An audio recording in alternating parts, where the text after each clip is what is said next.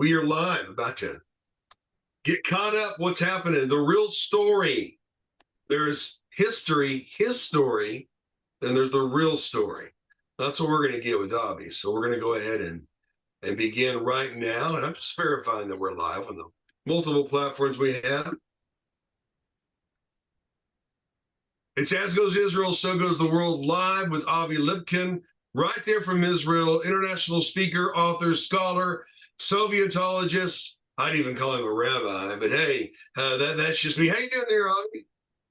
Actually, in Arkansas, they say bye-bye, Rabbi. Bye-bye, Rabbi. Yeah, well, as we record this, and Avi, it's good to see your face right there live from Israel, boots on the ground. What's happening right now? Well, I think the cliche applies. All quiet in the Western Front. Everything is quiet here. And of course, we're very excited about the elections tomorrow. We're also very excited about what happens before, during, or after the election with the Iranians. Right. So all I can say, I don't know what you guys know in the United States, but the 5B-52s,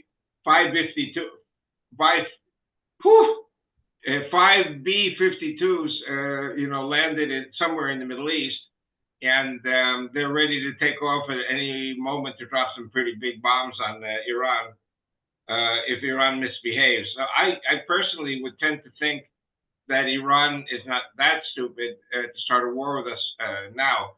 But the U.S. government said after the elections, all is fair. Wow. Oh, my gosh. We here in Israel are on total alert, and we are ready for whatever happens.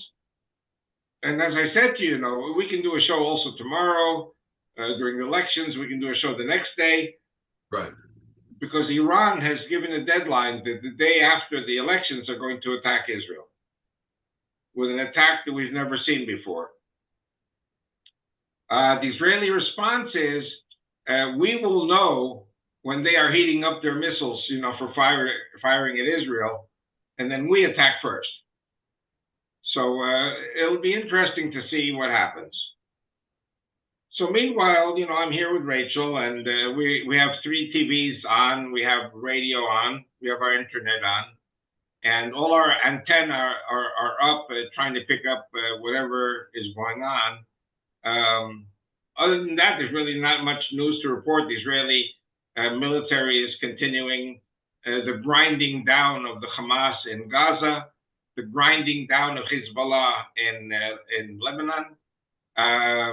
Yesterday, our special forces went into Syria and arrested a terrorist from Iran who was directing the show in Syria. So, wherever we get intelligence information that there are operatives of Iran floating around, we go out and get them, bring them to Israel. And they usually end up being a gold mine of information for our intelligence. Other than that, things are pretty quiet. Weather's nice, getting a little more cloudy, getting a little more rainy, and we are just here in the waiting period. Also to know what happens with the elections, because even the American elections, if they're neck to neck, the elections could drag out for days and weeks. I think when you had the Al Gore confrontation with George W., this also went into December, I heard.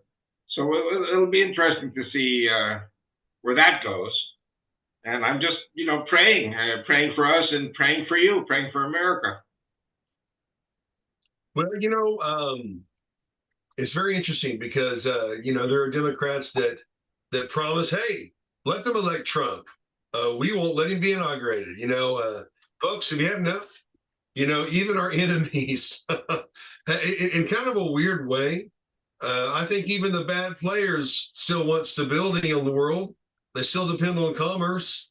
It's just quite a time right now. And Iran threatening to attack the day after the election. What does it say, folks, when the enemy wants a particular party, or they seem to? My gosh, what is Israel to do? It seems like the only people that are sticking to their principles and morals are Israel. We'd like to think that about the American military. You said before that the American military hasn't stirred us wrong, but we do have an administration that aids and abets the enemy, and that's treason, and so how do you operate like that? How do you give a briefing or a detailed plan to people who will leak it to your enemy? That's got to be pretty amazing to do.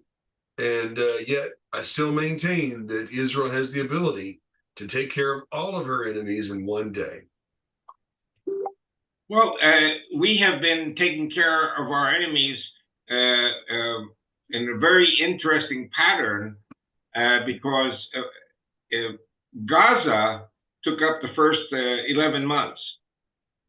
And what we did with Lebanon was just, counterattack with artillery, but that wasn't worth anything because the Hezbollah had all their positions under the ground. And unlike Gaza, which is sandy, Lebanon is rocky, it's mountainous. And so in the last month, the Israeli army went into Lebanon, and we've been discovering all of these hewn in the rock tunnels underneath every home on the border, full of military equipment that Israel can't even afford.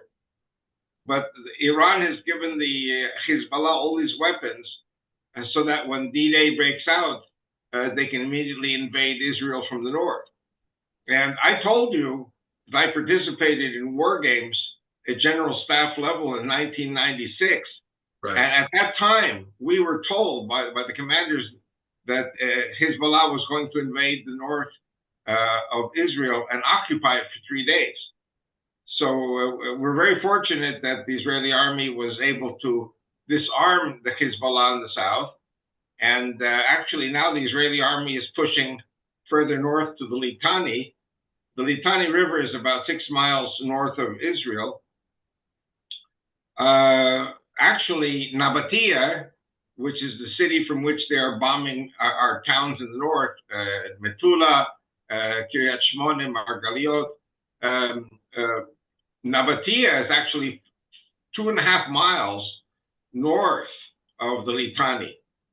So actually, the Israeli military may have to go as far north as the Awali River. The Awali River is also like another 6 miles north of the Litani. So if we do that, we're already halfway to Beirut. So, Lebanon is not such a big country. It's a big country for a small country to conquer like Israel, but we've done it before. So we're waiting to see what happens. Meanwhile, they're still shelling Metula and other towns which are very close to them. And the Israeli population cannot tolerate being shelled. We've been shelled for over a year and a month by Hezbollah, which is backed by Iran. Iran is now saying that the big war that's going to happen tomorrow, or the next day, the missiles that will be fired at Israel are going to come in from Syria and Iraq and Yemen. So our military has said, if missiles come in from Syria, Iraq, and Yemen, who are we going to attack? Iran. Iran is the head of the octopus. It has to be, the tentacles will relax if we get rid of the head of the octopus. So, but we're waiting for the outcome of the elections in the United States tomorrow. Well, the outcome of the elections, even if Trump wins, God willing, we still have 2.5 months until the inauguration in January. So we have a lame duck president who can do us very big damage if he wants. Where's he at? From his basement. Yeah, at least a lame duck president is somewhere to be found. We have a bumbling idiot, and that the media propped up, just like Kamala. They couldn't stand her. Now she's, a goddess, right? And even pastors were speaking out against her drunken slurs at churches, those churches that are supposedly. So, wow, what a circus, what a show. You know what the problem with Kamala is? Did you see that clip where she's dancing? That sure is not going to find favor in the eyes of the Baptists. Well, only the ones who like to kill their children, and we would pray that none of them would, but it's all across the board.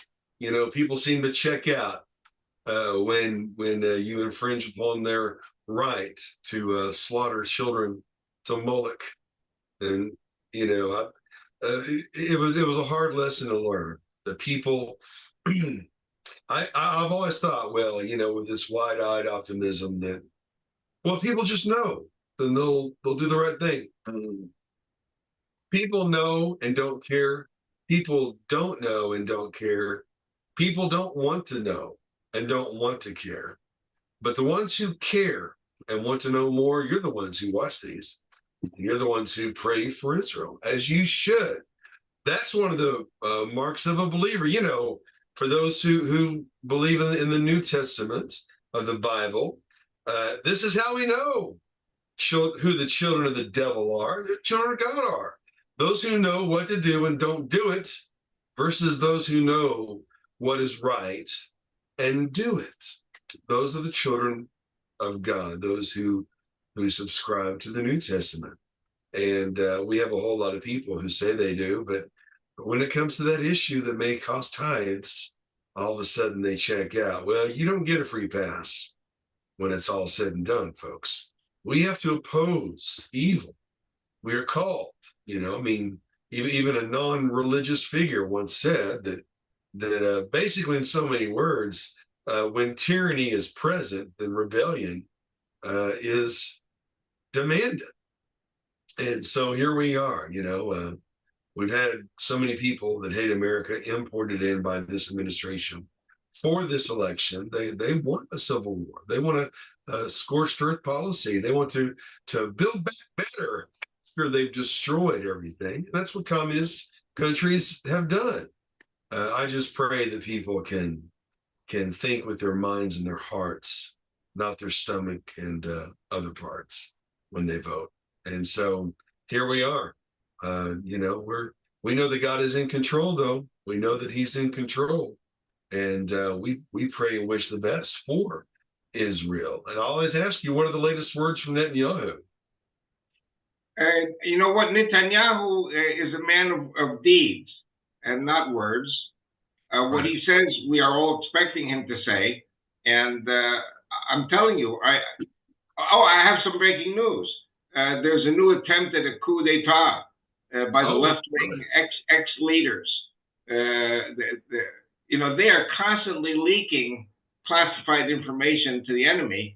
And now they found a young Israeli, I don't want to say young Israeli kid, but a young soldier, and they gave him classified information, which he shared, but it wasn't anything important. But now they're saying Netanyahu doesn't even know what's going on, and Netanyahu should be overthrown. But the point is 70% of the population is with Netanyahu. So I don't really think there's any chance for a coup d'etat against Netanyahu. But I do say pray for Netanyahu, like Trump, that neither of them should be assassinated. I think it's a miracle that they are alive. I hate to say, but it just shows that God is in control. Yeah, amen. There's enough bad players on both sides, and it is a shame. It's a travesty of what we have, what's going on, And I got a phone call the other day from a gentleman that was distressed because some of the same things that he would decry with the other party are happening with his own. And at the end of the day, we have got to be God-centered people whose deeds match our words, or in Netanyahu's case, whose deeds speak for ourselves. But Netanyahu has been around for a while. I mean, he knows the game. He knows that no matter what puppet is in the up front, propped up by the left, the president, that the swamp, as Trump correctly identified it as, is the one that's really pulling the strings. And of course, your protesters in Israel, they're paid by Obama and his crew, you know, organized for action, largest grassroots organization politically in the United States of its kind. They're your Antifa pipe bearers and your BLM uh, murderers, like the young man in Dallas that no one has been held to account for. So, same players, same evil, but I do admire still Netanyahu's resolve, even in the Amen. face of his enemies. I mean, his UN speeches are stellar, and he's looking at the very people who are trying to kill his people and Right. have. And so he's a better man than me. I know that. Also, another thing about Netanyahu, that he has withstood so many attacks on him. Even my wife says to me, I don't know how this guy has so much strength to withstand all these personal attacks against him. By the way, they put in a pacemaker a year ago. And listen, they put a pacemaker in my chest 10 years ago. I had a heart attack from all the driving I was doing in the United States.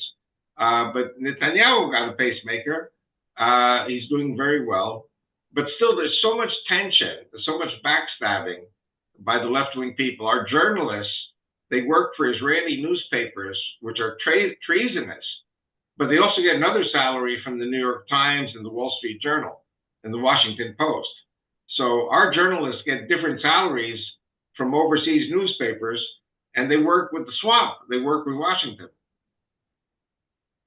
Well, that's no surprise. And of course, we have to understand, I mean, the election interference that we have played in pretty much every country, you know, including Israel.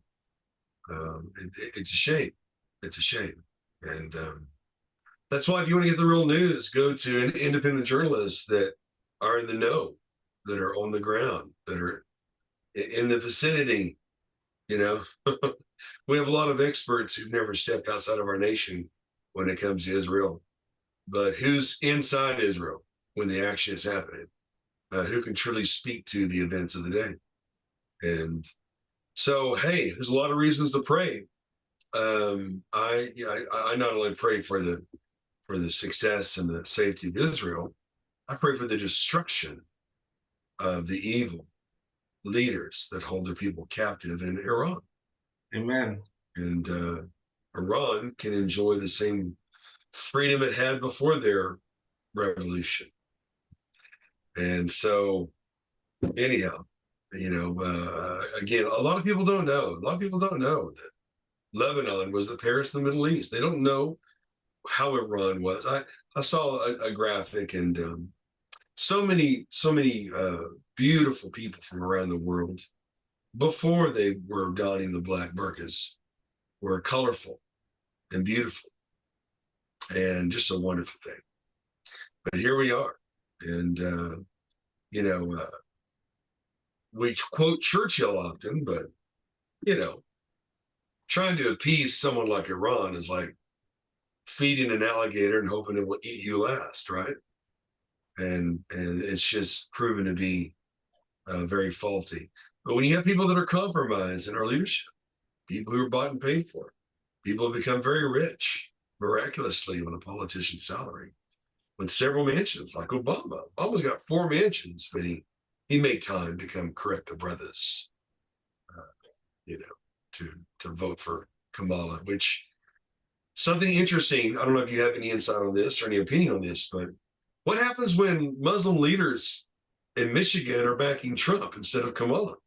I have a few guesses when it comes to leadership and gender issues in that culture. Have you heard about that, or what do you think about that, Avi? Well, in the Islamic areas of Wisconsin and Michigan and Minnesota, the Islamic leaders come out very vehemently against LGBT. And it's still the LGBT people keep trying to support the Muslims. So that's kind of crazy. Also, another thing, to their credit, many Muslims are business people. And Kamala and Biden are wrecking the economy. That's why they're voting Trump, because Trump is a guy who knows how to do business and knows how. I mean, we are also a little scared what might happen if Trump decides to throw his blood in with the Muslims, but I don't think that would ever happen. No, I have to say I was surprised though, but Kamala has a very low approval rating among Latinos. You know, they also resent the made-up term Latinx. You know, a very low approval rating among Black men.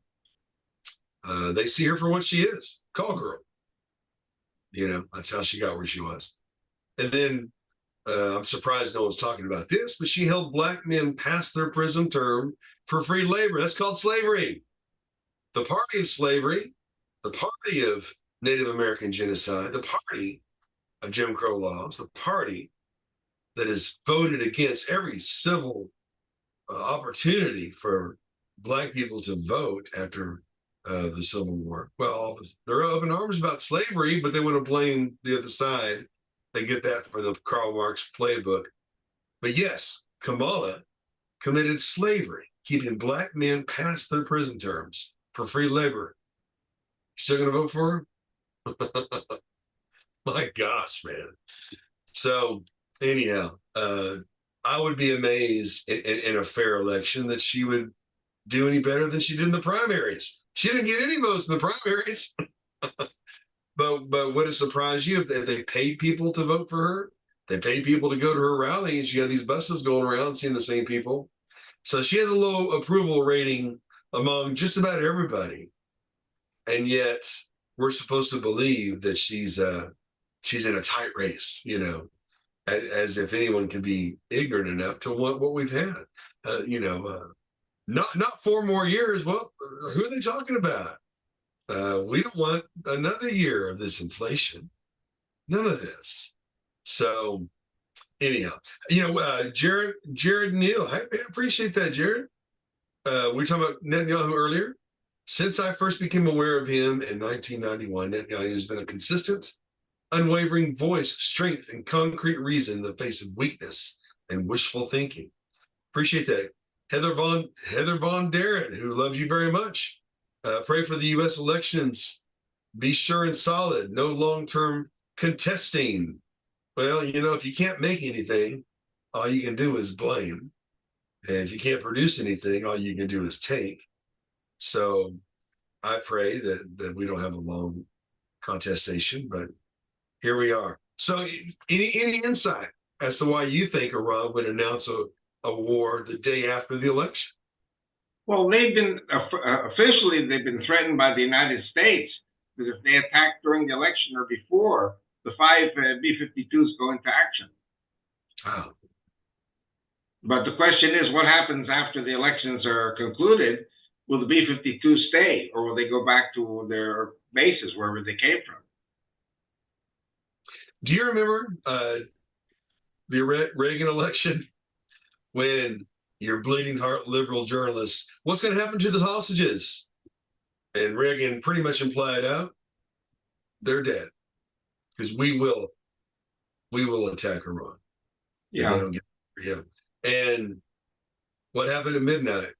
He gets a phone call, doesn't he? And do you have any insight into that, or where you were, or your reflections on that? Are you talking about the direction in which the U.S. elections go tomorrow? When Reagan won the election, what happened at midnight? The Americans went in and got the hostages out. Yeah, they sure did. Reagan got a call because Reagan was going to put them back in the Stone Age. Man, we need leaders like that again. I think that we have a chance to have one like that. By the way, an interesting point is that the highest percentage of pro-Reagan Jewish votes happened in that election because the president showed force with Iran. I think the same thing is going to happen tomorrow. I think, in the past, it was a tradition that 2/3 of the Jews vote for the Democrats. I think this time it's going to be 50-50.